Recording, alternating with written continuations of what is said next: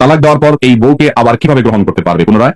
তালাক দেওয়ার পর যদি স্ত্রীকে পুনরায় ফেরত নিতে হয়, তার সাথে পুনরায় সংসার করতে হয়, তাহলে তালাক দিতে হবে সুন্নাহসম্মত তালাক। সুন্নাহসম্মত তালাক দিলে 10 বছর 20 বছর পরেও চাইলে আবার সংসার করা যাবে। আমরা এই সিস্টেম জানি না, যার কারণে এমন ভাবে তালাক মারে যে এরপরে আর ফেরত নেওয়ার কোন রাস্তা খোলা থাকে না। জিদের চোটে এমন মারা মারে, পরে এবার সারা জীবন বসে বসে কান্দে, আর কাজ হয় না। সুন্নাহসম্মত তালাক হলো, তালাকে যদি যেতেই হয় তাহলে স্বামী স্ত্রীর শারীরিক সম্পর্ক হয় নাই, মাসিকের পরে নতুন কোন পিরিয়ড, মাসিকের পরে পবিত্রতার যে পিরিয়ড সেটা যখন শুরু হবে, পবিত্র হবে, শারীরিক সম্পর্ক হওয়ার আগে এক তালাক দিবে। কয় তালাক? এক তালাক। এখন কয় তালাক দেয় মানুষ? কিসের 3 তালাক? 3000 তালাক বলে।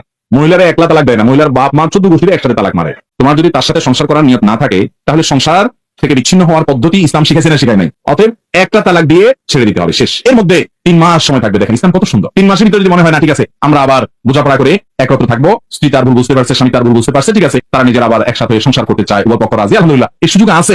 কিন্তু 3 মাস অতিক্রম করে চলে গেছে। কয় মাস? 3 মাস। তাহলে সম্পর্ক এখন নাই। কিন্তু চাইলে এবার বিয়ের মাধ্যমে নতুন করে 3 মাস কেন, 3 মাস পরে যদি একটা তালাক দিয়ে ফেলে রাখছে, কিন্তু দেয় নাই, কিন্তু এবার যদি দেয় 3 মাস পরে অটোমেটিক সম্পর্ক ছিন্ন হয়ে গেল, দুইজন দুদিকে বিয়ে করতে পারবে যে কাউকে, এখন স্বামী স্ত্রী নাই তারা।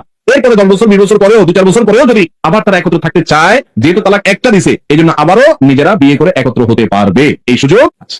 কয়জনই ভাবে তালাক দেয় বলেন? যখন রাগ উঠে মাথা, বলতো বলতো দুশি তালাক মারে। আল্লাহ তাআলা আমাদেরকে বোঝার তৌফিক দান।